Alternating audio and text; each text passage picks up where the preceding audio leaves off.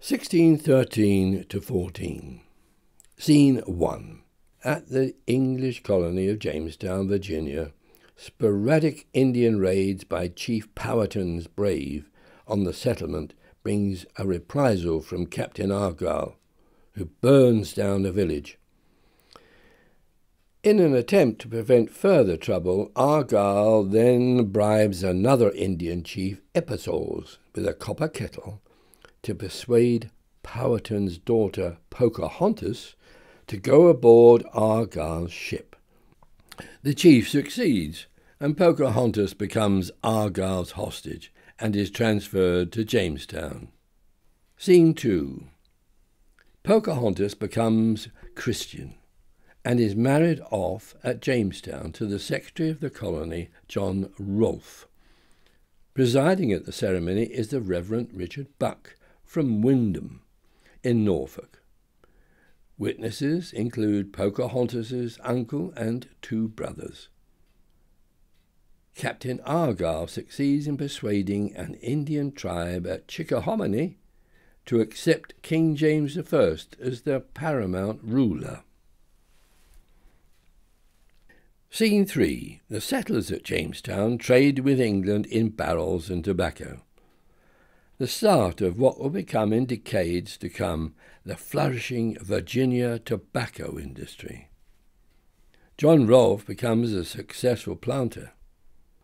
The ripe tobacco leaves are laid out in the sun to cure. More houses are built in Jamestown with wooden chimneys. Scene 4.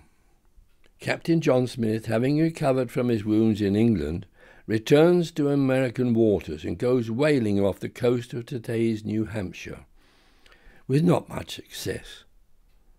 Afterwards he maps the coast of Virginia, the first man to do so. Scene 5.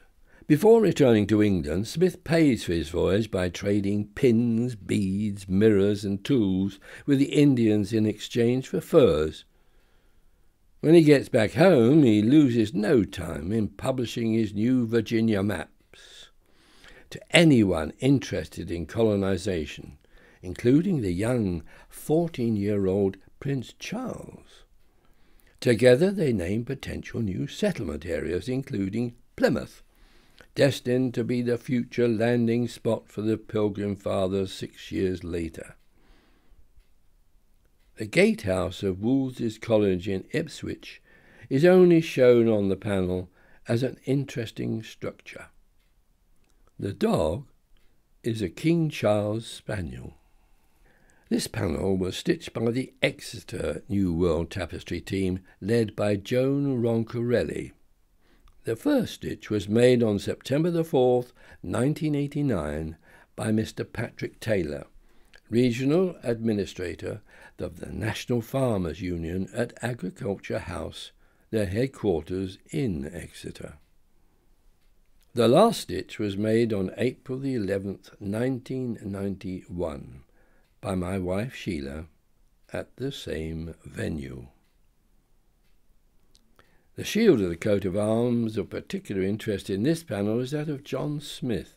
Why? Because the design of 3 heads surrounding a chevron was granted to him by the College of Heralds to signify the part that Smith played in fighting the Turks at one time. Next, let's turn our attention to the herbs shown. Look at horehound.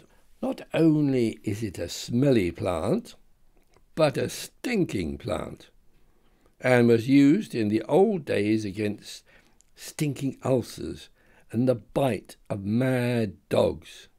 Now will you stop yearning for the past?